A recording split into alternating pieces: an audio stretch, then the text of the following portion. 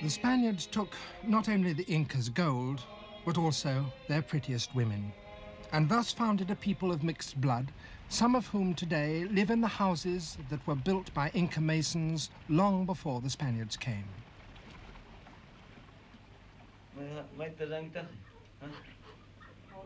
This single room is the home of one such family.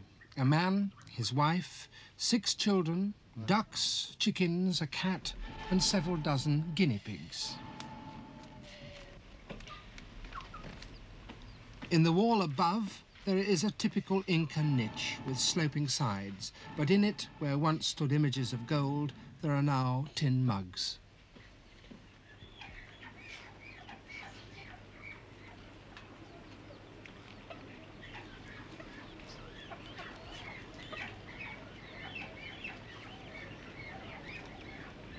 I asked why they kept guinea pigs in the house.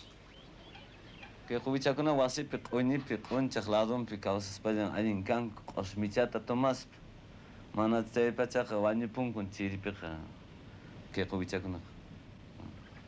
Speaking in the language of the Incas, he told me that the animals in these cold mountains needed the warmth of the kitchen fire. He doubtless thought it unnecessary to add that guinea pigs here are not pets, but food, as they've always been. Inca kuna so adin terang paikun. Adin sumacht kausa kuliangkako. Kushkalya yana panakus aini nakus. He spoke proudly of his Inca blood, and though he knew that there was a Spanish soldier among his ancestors, that to him was not important, because, he said, a person owed most to his mother, in whose body he grew, and all the female line of his ancestors had been Inca.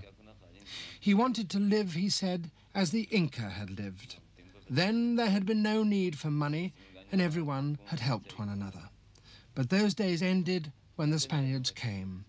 And now, he said, the Inca's glory is gone.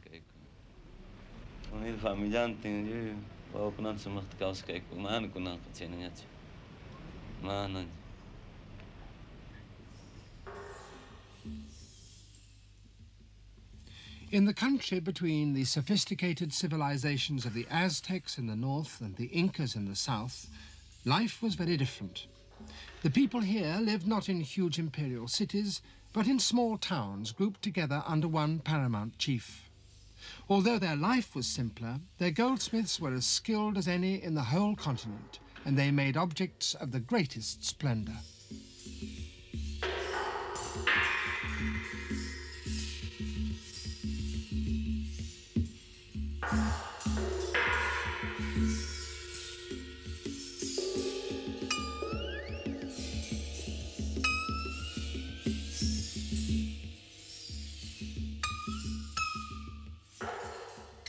These pieces come from Colombia, and more of the ancient gold has survived there than almost anywhere else in the whole of the Americas.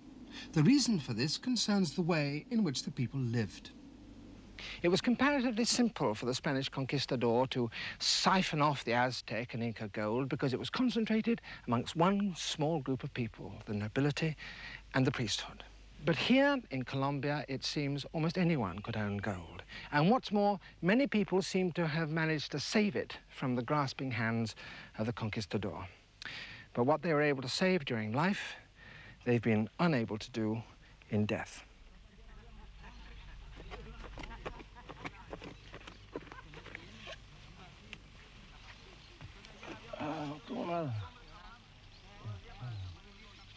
This skull is probably 500 years old and belonged to a man of the Tairona people. The name Tairona means gold maker, and these men who are digging up an ancient Tairona cemetery are not looking for bones or pottery or beads, but gold. The grave robbers, huaqueros as they're known throughout South America, are extremely skillful in finding ancient graves. They can recognize a site from the slightest discoloration in the topsoil, and in this they're often more astute than many an archaeologist. Here in this cemetery they find gold on average in one grave in 20.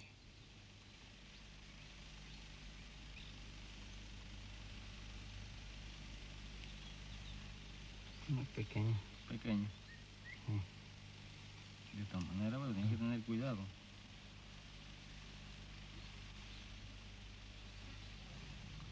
And this is indeed gold. As it happened, a piece quite unlike any that these men had found before. Como un pajarito, ¿oye?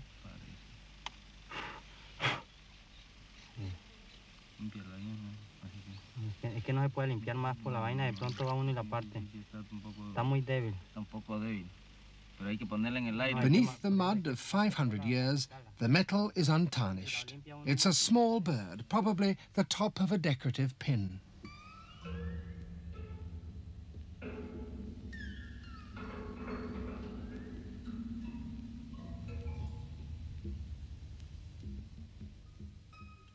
Unhappily, the Waqueros' interest is only in gold, and when they carelessly throw aside broken pottery and bones and even soil, they're throwing away knowledge. So their activities are illegal. But it's a trade that's been going on for generations, and it's impossible for police to keep efficient control over a country as wild and as remote as this. A second gold piece, even larger.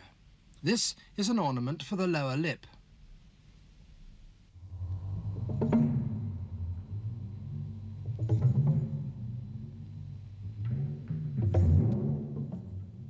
Most techniques of gold working were known to the Tirona. They hammered it and soldered it as others did, but above all they were masters of the process of casting it by the method called lost wax, and this indeed was the way they created these pieces. First, the object is modelled in wax. Then it's wrapped around with clay and the whole lump heated so that the wax is driven off as vapour. This leaves a hole inside the baked clay in the shape of the object to be cast.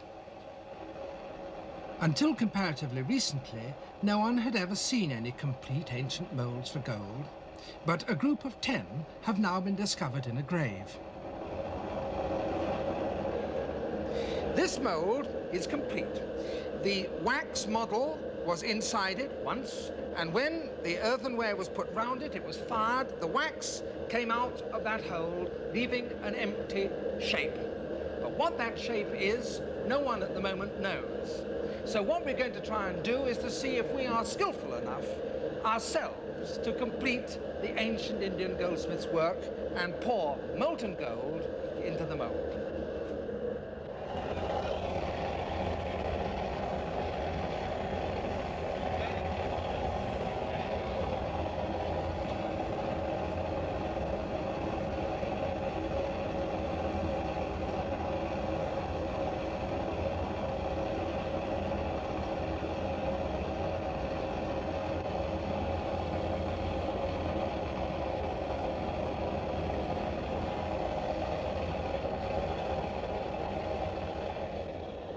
And now it's had time to cool down. The original craftsman, of course, would have simply smashed this mould, but because it's so precious, we've carefully sawn down the middle, and this is what's inside. It looks to be a little golden bell. All this part, of course, is waste metal, and that eventually will be cut away and the whole piece burnished and polished.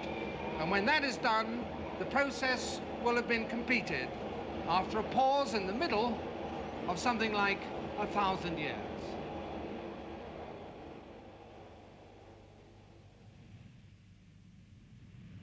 The descendants